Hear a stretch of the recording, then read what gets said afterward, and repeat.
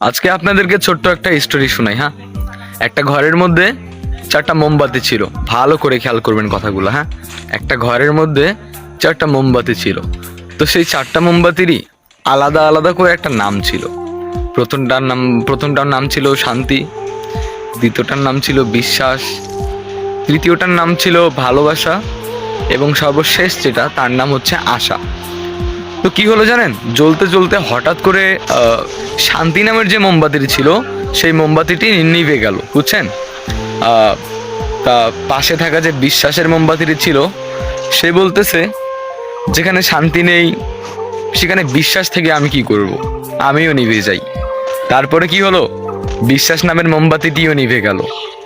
তো কিছুক্ষণ পর জ্বলতে জ্বলতে ভালোবাসা নামের মোমবাতিটি বলতেছে, যেখানে শান্তি নেই, যেখানে বিশ্বাস নেই, সেখানে তো ভালোবাসার কোনো মূল্য নেই। ভালোবাসা থেকে আমি কি করব, আমিও নিভে যাই। তো চারটা মোমবাতির মধ্যে তিনটা মোমবাতি নিভে গেল। কি কি নিভে গেল? শান্তি, বিশ্বাস, ভালোবাসা নিভে গেছে। তো আধা ঘন্টা পর ওই রুমটার মধ্যে একটা ছেলে আসলো। ছেলেটা এসে দেখলো তার তিনটা মোমবাতি নিভে গেছে। তো সে কি করলো, আবার লাস্টে যেই মোমবাতিটি জ্বলতেছিল, মানে যে আশা নামে মোমবাতিটি জ্বলতেছিল, সেই মোমবাতিটি দিয়ে সে আবার পুনরায় সেই তিনটা মোমবাতিকে আবার জ্বালিয়ে দিল। তো আবার চারটাই জ্বলতেছে। হ্যাঁ, তো এই গল্প দ্বারা আমরা কি শিখতে পারলাম?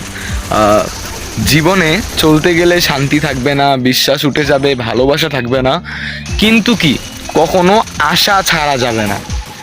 আপনি জীবনে কি করছেন, কি করেন নাই, কি করবেন, এগুলো কখনো ভাবা যাবে না।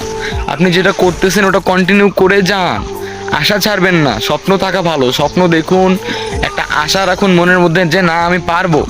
ওই রকম করে যখনই সব কিছু উঠে যাবে, নিভে যাবে, সব কিছু মরে যাবে, তখন একটা জিনিস ভালো করে মনে রাখবেন, আশা ছাড়া যাবে না।